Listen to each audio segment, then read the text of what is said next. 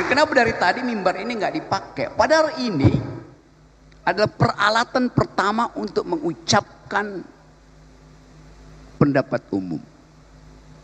Dalam tradisi Yunani, setiap mimbar disediakan untuk mereka yang punya dalil. Dia disebut umum karena akhirnya terlihat orang yang bicara siapa tuh.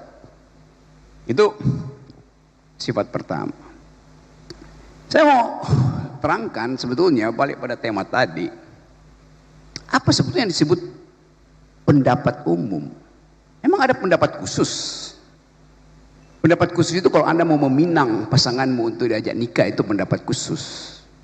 Tapi begitu pendapat itu diucapkan di depan umum, maka pendapat itu harus dihasilkan di dalam upaya untuk menentang pendapat lain. Kalau Anda ditanya, apa pendapatmu? Saya sependapat. Itu artinya dia tidak berpendapat. Pendapat hanya disebut pendapat kalau diajukan untuk menghalangi atau bahkan membatalkan pendapat lain. Jadi dari awal, sifat dari pendapat itu adalah untuk cari gara-gara. Itu dasar ontologinya tuh. Saya berpendapat supaya saya berbeda dengan pendapat Anda. Itu namanya pendapat. Jadi pendapat itu tidak boleh disopan santunkan. Kalau Anda mengucapkan pendapat dengan cara sopan santun, artinya Anda tidak berpendapat.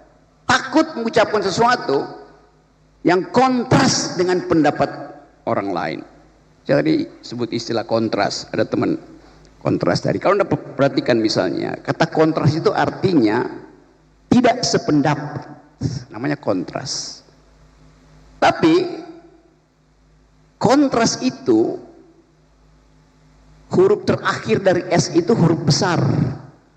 Coba Anda perhatikan ya, teman-teman polisi. Apa artinya? Kenapa ditaruh huruf besar di situ? Yang lebih penting bukan kontranya, tapi S di belakangnya tuh. Anda tahu nggak asal usul huruf S dibuat besar di situ? Karena pada waktu itu 98, ketika saya masih di YLBHI bersama Munir, macam-macam, ada Buyung Nasution, kita ingin tunjukkan bagaimana pendapat itu harus diasumsikan sebagai pertentangan pikiran. Tetapi lebih dari itu, kata S itu artinya Soeharto. Jadi kontras itu kontra S, kontra Soeharto. Pada waktu itu kita selundupkan kemarahan kita dengan kata itu dan S di belakangnya besar.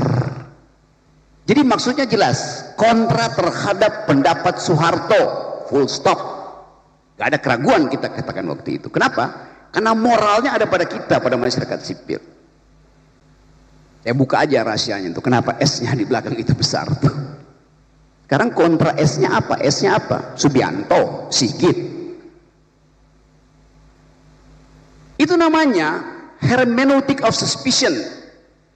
Kita mencurigai sesuatu, kita takut mengucapkan itu, kita pakai bahasa simbol S-nya di situ. Mungkin kontra sekarang itu S adalah kontra saya, kontra siapa aja tuh. Jadi saya mulai dengan cara berpikir itu. Lalu kita lihat apa sebetulnya kemarahan publik kepada Parcok hari ini. Sebut aja secara resmi. Kenapa publik marah pada Parcok? Bahkan marah pada oknum gitu. Absurd. Kita coba lihat bagaimana sebetulnya proses yang kita sebut sebagai reformasi kepolisian. Tidak pernah terjadi reformasi. Yang terjadi pemisahan antara tentara dan polisi pada waktu itu. Yang terjadi adalah pemisahan kelembagaan, bukan evaluasi terhadap kondisi. Waktu kita mulai membayangkan kita mau pergi pada demokrasi, urusan pertama kita adalah siapa yang mengganggu demokrasi? ABRI 98 yang mengganggu, menghalangi demokrasi. Siapa itu ABRI? Tentara dan polisi. Bayangkan misalnya, saya di YLBHI, setiap kali kita diskusi, orang dari Kramat 5 itu datang, masuk ke ruangan Adam Malik di YLBHI, dia berdiri di atas meja, naik di atas meja. Demi undang-undang saya batalkan, saya bubarkan diskusi ini. Pada waktu itu masih mengucapkan demi undang-undang. Pada waktu itu polisi masih sama dengan tentara. Saya tahu Kasat Reskrim apa waktu itu namanya adalah Tito Karnavian. Jadi saya kenal Pak Tito dari awal. Tetapi pada waktu itu pengenalan kita anggap bahwa institusi buruk, bukan personalnya yang buruk. Sekarang ada orang yang maki-maki Pak Tito tuh. Tiap hari maki-maki Tito. Kenapa? Tidak kita biasakan untuk mengevaluasi kondisi yang menyebabkan kepolisian sekarang itu dibenci oleh rakyat. Lalu kita dalami lahan-lahan. Waktu terjadi reformasi, polisi dipisahkan dari tentara, tentara disuruh balik ke barak, polisi betul-betul jadi aparat Kamtibnas. Tapi itu adalah reformasi.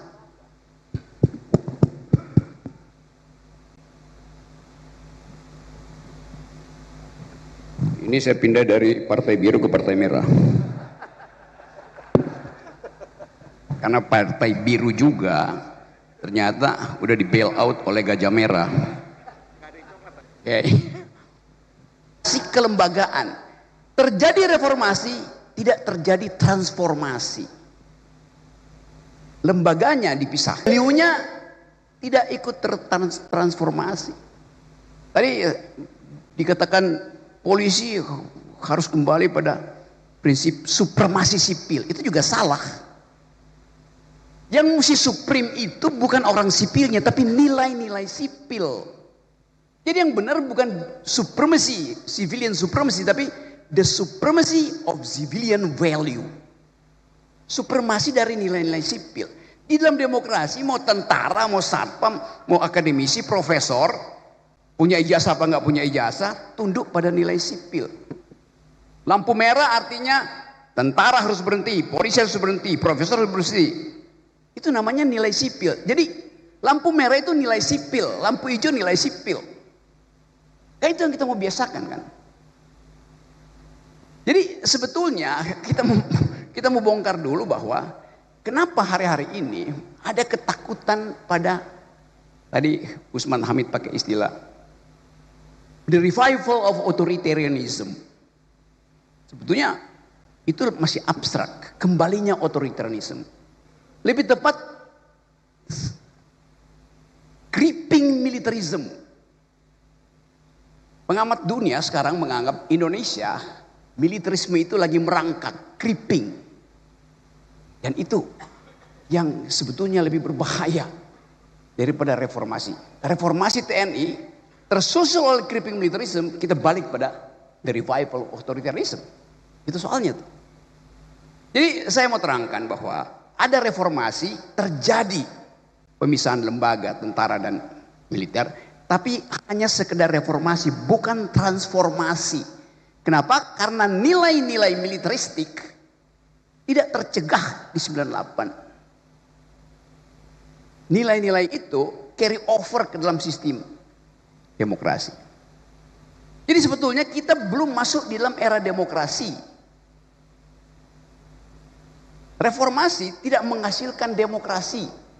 Terjadi perubahan kelembagaan tapi tidak terjadi perubahan nilai-nilai berdemokrasi.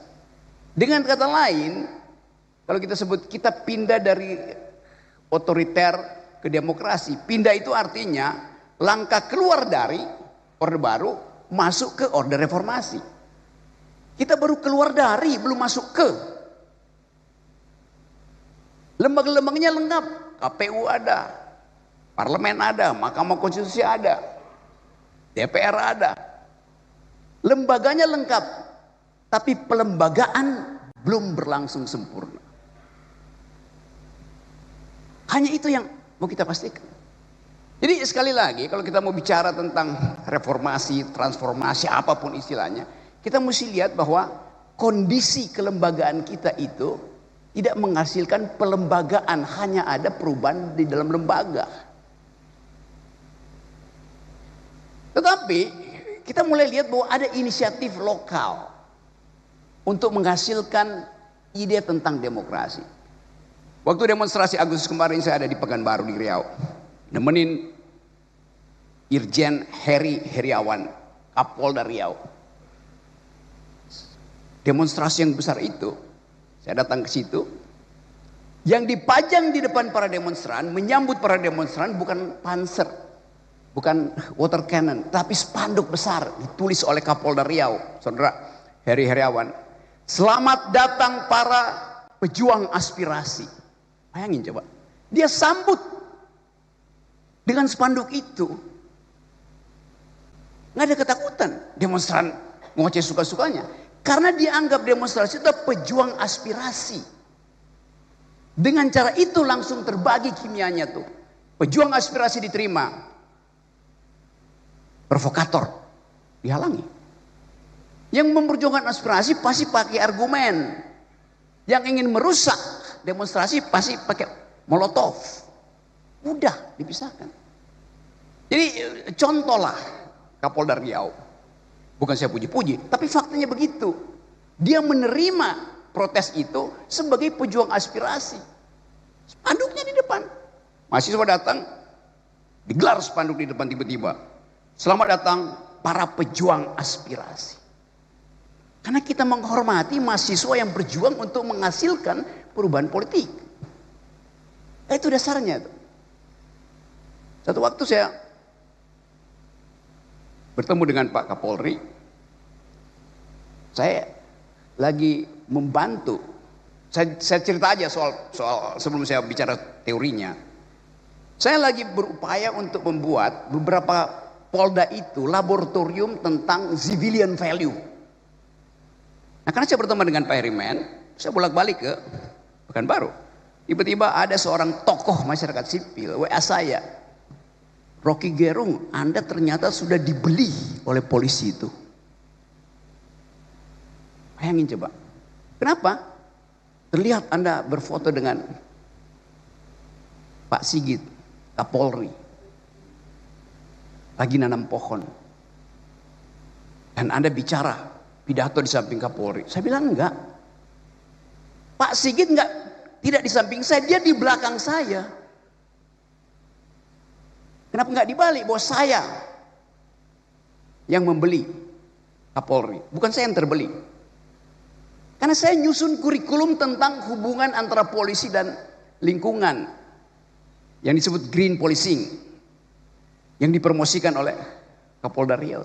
Jadi bayangin, masyarakat sipil pun mencurigai aktivitas masyarakat sipil karena dia nggak paham bahwa lebih banyak orang yang mati karena kerusakan lingkungan daripada yang mati di jalan raya.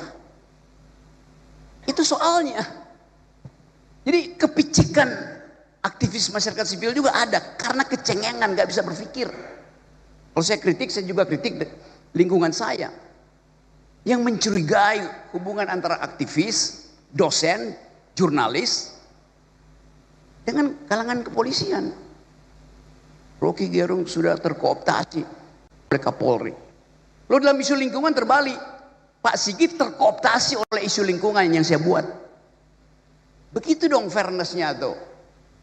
Jadi kita lihat bagaimana kepicikan itu ada di dalam bahkan masyarakat kita tuh.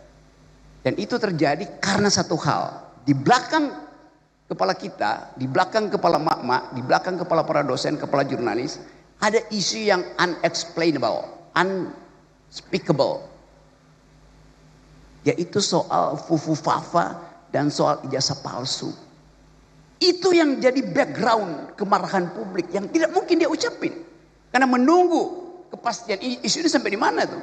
Kita bikin riset, saya bikin riset, isu ini akan ada di semester ke depan, masih ada di situ. Jadi kita mau coba bahas sekaligus apa yang kita sebut sebagai reformasi. Sebetulnya basisnya adalah kecurigaan masyarakat sipil terhadap penyelesaian kasus-kasus yang sangat sensitif. Mereka tidak bisa ucapkan. Saya pakai satu istilah. Deep psychology, psikologi dalam masyarakat kita adalah bimbangan, kecurigaan, ketidakpastian. Ketidakpastian politik sekarang disiram dengan ketidakpastian ekonomi. Maka orang akan cari siapa yang harus bertanggung jawab. Kata anarkisme itu adalah puncak tertinggi dari demokrasi itu. Kata anarkisme datang dari penggalan kata an dalam bahasa Greek, bahasa Yunani, dan arko. Arko artinya kepala, an artinya tanpa kepala. Demokrasi memang harusnya tanpa kepala karena kesetaraan. Tapi udah kata itu udah keburu dipakai. Kalau begitu saya nggak boleh lagi mengajar. Saya mengajar critical thinking di UI. Di dalamnya saya mengajar dua cara berpikir kritis. Satu Marxisme, dua anarkisme. Itu. Marxisme adalah kritik terhadap arogansi kapital. Anarkisme adalah kritik terhadap arogansi kekuasaan.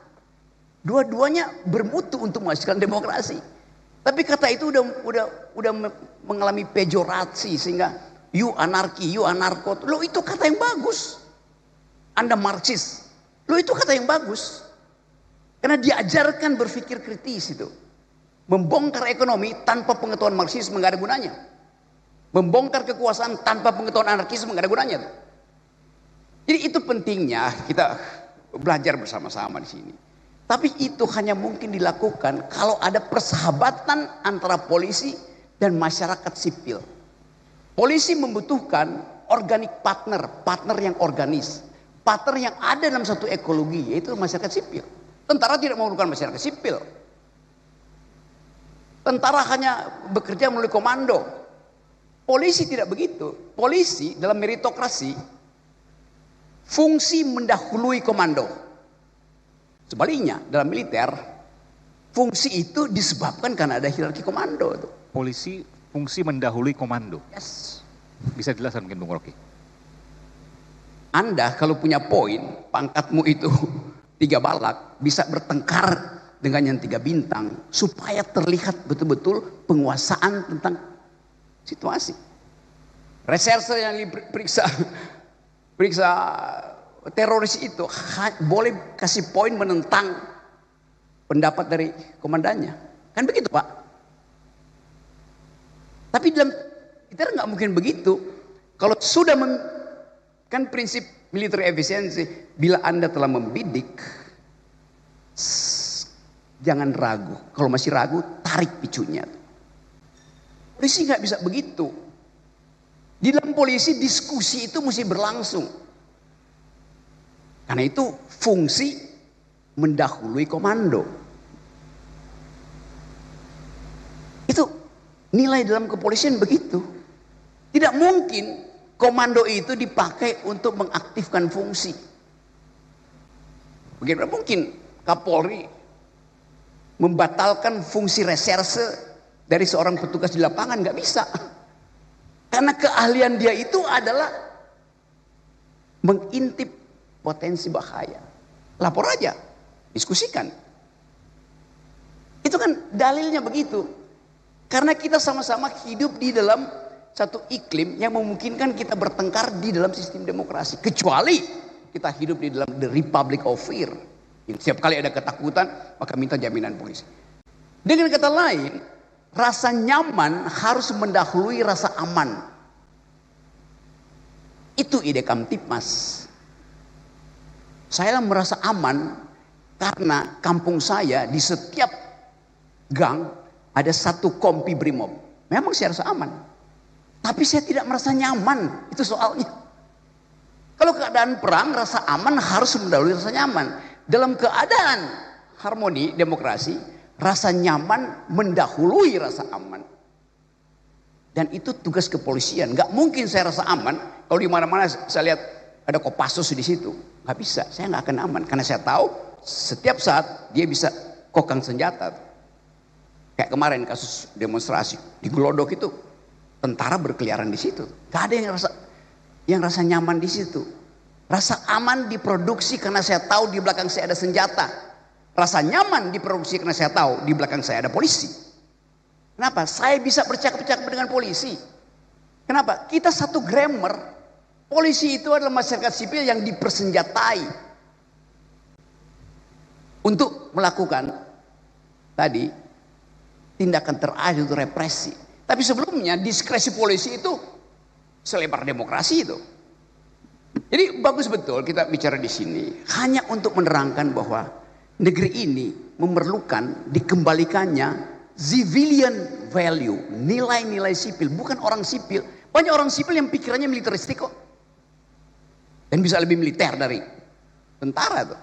Tetapi demokrasi dan polisi hidup bersama dalam ekologi the supremacy of civilian value.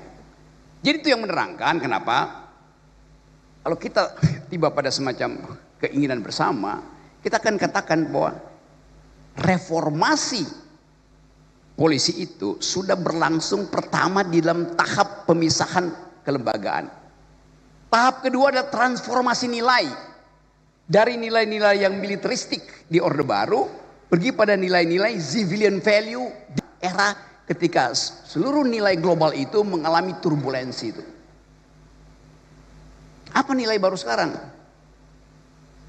Nepalisme.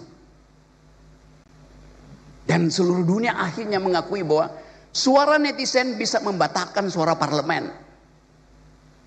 Ada problem dengan hak asasi manusia. Apakah anak Jawabannya? pasti Ya. dianggap melanggar. Tetapi bagi mereka yang tahu bahwa deprivasi tidak bisa lagi dikendalikan, mereka anggap sekarang hak pencemaran sungai. Selamat datang Pak Kapolri, Jenderal Polisi Dr. Andes Listio Sigit Prabowo MSI. Ya karena sebut, Silakan Bang Rocky. ya selamat datang Pak Sigit. Saya sudah sebut 4 kali nama Pak Sigit dan saya tahu Pak Sigit on time. Right at the time, Bung Rocky, Pak Kapolri. Saya lanjut lagi ya bahwa saya baru pakai 4 menit, masih ada 8 menit. Jadi waktu kita mengucapkan kata reformasi sebetulnya itu terlambat. Yang kita perlu sekarang adalah istilah transformasi. Setelah lembaga polisi dan militer dipisahkan, sekarang nilai kesipilan itu kita transformasikan ke era ketika seluruh dunia mengalami, bahkan bukan lagi transformasi, tapi Pak Magnis istilahnya itu transvaluasi, kata Nietzsche. Orang Jerman bilang Umwertung aller Werte, Werte, betul? Ya, betul. Umwertung aller Werte, transformasi semua nilai itu. Jadi sekali lagi, kepentingan kita dengan reformasi kepolisian ini dimulai dengan transvaluasi. Semua nilai kita bicarakan ulang, karena bukan cuma di Indonesia terjadi transvaluasi nilai, seluruh dunia. Filipina, Nepal, Timor Leste, Itali, Prancis, semuanya ada dalam upaya untuk mencari nilai baru apa yang memungkinkan sejarah manusia itu dinaikkan 1 oktav tuh. Jadi sekali lagi saya anggap bahwa ini satu momentum bagus supaya kita tahu bahwa berpendapat itu diucapkan untuk berbeda, bukan untuk menyetujui. Pendapat hanya disebut pendapat kalau ada yang menentang pendapatmu. Anda berpendapat tidak ada yang menentang, itu artinya Anda lagi berdoa. Doa tidak boleh ditentang, pendapat termasuk forum-forum akademis. Di tempat saya mengajar pun di UI itu yang ada feodalisme. Tidak boleh berpendapat alternatif di situ. Saya kasih contoh ya. Satu waktu saya diundang dalam satu presentasi upacara pengukuhan seorang doktor, teman saya. Sang promovendus, bukan promovendus karena dia perempuan, promovenda. Si perempuan ini selesai presentasi diuji oleh profesor biasa, penguji dan pembimbing.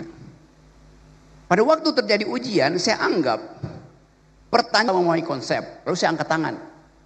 Saya bilang ada yang salah, saya mau bicara. Pemimpin sidang, Anda tidak bisa bicara. Loh kenapa? Anda bukan penguji dan Anda bukan pembimbing. Lalu siapa? Anda undangan. Hah? Sejak kapan satu forum akademis dibedakan antara penguji, pembimbing dan undangan? Jadi saya datang ke situ diundang hanya untuk menyaksikan toganya dipindahin dari kiri ke kanan. Kan dungu namanya. Semua forum akademis, siapa yang diundang di situ berhak mengajukan dalil atau membantah dalil. Itu. Jadi kalau Anda diundang misalnya dalam forum disertasi, satu waktu mungkin akan ada perwira tinggi disertasi di sini, saya diundang, kalau saya angkat tangan, jangan larang saya bicara. Karena Anda undang saya bukan untuk nonton seremoni, Anda undang saya untuk memperhatikan logik, metodologi, dan pembicaraan dari isi disertasi itu. Semua orang yang diundang dalam forum akademis berhak untuk membantah dalil akademis. Kita biasakan itu dari PTIK misalnya. Bukan cuma penguji yang berhak untuk bicara. Siapapun yang ada di ruangan itu, dia adalah makhluk akademis. Dia mesti. Itu yang namanya kebebasan berpendapat. Supaya kita bisa. Ujian paling bermutu itu ujian eksternal, bukan ujian internal. Sama seperti akuntansi. Akuntansi itu audit eksternal lebih bermutu daripada audit internal. Demikian juga kalangan kepolisian tuh. Audit masyarakat sipil terhadap kepolisian lebih bermutu daripada audit internal yang dilakukan oleh fungsi-fungsi keirjenan di sini. Nah, ini sebetulnya kita lagi audit eksternal tuh, itu intinya. Tetapi sekali lagi, audit di dalam urusan demokrasi harus basisnya argumen, bukan sentimen. Ngapain mengaudit polisi dengan sentimen? Auditlah dengan argumen. Force of the better argument, itu dasarnya tuh. Jadi sekali lagi saya percaya bahwa pertemuan kita di sini untuk mengaudit kepolisian dengan dua prinsip. Satu, sudahkah kepolisian menyempurnakan proses reformasi dengan mentransvaluasinya sendiri? Apa nilai polisi? The supremacy of civilian value. Itu yang pertama. Yang kedua, di dalam keadaan global politics yang betul-betul turbulen, kepolisian lebih mampu untuk menghasilkan pikiran-pikiran akademis daripada lembaga yang lain. Karena dunia yang berubah ini memerlukan pendekatan akademis akhirnya, bukan pendekatan komando. Kalau kita mau berdamai, kita mesti ajukan argumen perdamaian, bukan menambah senjata tuh. PBB dirancang untuk menghasilkan perdamaian setelah Perang Dunia Kedua. Maka kita semua, setiap bangsa kontribusi pada PBB supaya dana perdamaiannya bisa dipakai ketika ada konflik. Oke, sekarang kita hitung. PBB dana perdamaiannya 8 miliar dolar buat menjaga perdamaian. Tetapi dana militer sedunia hari ini 18 triliun dolar. Artinya pasti akan ada perang. Kenapa? Dana perlombaan senjata lebih besar 1000 kali lipat daripada dana perdamaian. Logiknya begitu tuh. Jadi kalau kita produksi ide perdamaian, ide kesosialan manusia, ide yang dihasilkan oleh peradaban masyarakat sipil, Indonesia bisa jadi proponen pertama untuk mengatakan bahwa kami paham tentang imperialisme, kami paham tentang kekerasan. Itu kami menginginkan ada perdamaian. Melihatkan postur kepolisian mendahului postur militer. Karena dunia menganggap bahwa hanya dengan postur kepolisian, junto postur masyarakat sipil, dimungkinkan percakapan tentang perdamaian itu bisa dihasilkan. Oh ya, tapi pemimpinnya militer, Pak Prabowo militer. Mari kita kepung Pak Prabowo itu dengan nilai-nilai sipil. Karena kemarin dia bicara di PBB dengan nilai-nilai sipil. Sementara seseorang yang datang dari tradisi sipil yang memimpin negara demokrasi terbesar Amerika pakai nilai-nilai militeristik. Kan di situ kontrasnya tuh. Jadi sekali lagi, negeri ini didirikan berdasarkan kemampuan berargumentasi. Para pendiri negeri ini, bangsa ini adalah mereka yang mampu berargumen secara akademis. Haji Agus Salim ini tentu ada batas yang memang diatur undang-undang, tapi jangan tambahkan keterangan lain pada undang-undang yang mengatur kebebasan berpendapat. Yang memang diatur undang-undang, tapi jangan tambahkan keterangan lain pada undang-undang yang mengatur kebebasan berpendapat. Ada aturan tambahan, iya, aturan itu harusnya membuat kebebasan berpendapat itu makin lama makin bagus, bukan makin lama makin tersingkir. Jadi sekali lagi, hanya ada satu lembaga yang mampu punya diskresi selebar demokrasi, yaitu kepolisian. Nah, diskresi itu yang memungkinkan saya bersahabat dengan Pak Sigit, bersahabat dengan Pak Herman, bersahabat dengan Pak Agus di sini dan semua, Pak Silitonga segala macam. Jadi demi percakapan akademis, kita mungkin perbanyak pertemuan semacam ini. di dalam lingkungan yang kita pastikan bahwa kita bisa mengembalikan persatuan Indonesia berdasarkan demokrasi, bukan berdasarkan feodalisme. Sekali lagi, selamat berjumpa dalam pertukaran pikiran, dan sekali lagi, pikiran yang dipertukarkan karena dia dipertentangkan. Pikiran hanya disebut pikiran kalau dia dibantah oleh pikiran yang lain. Terima kasih.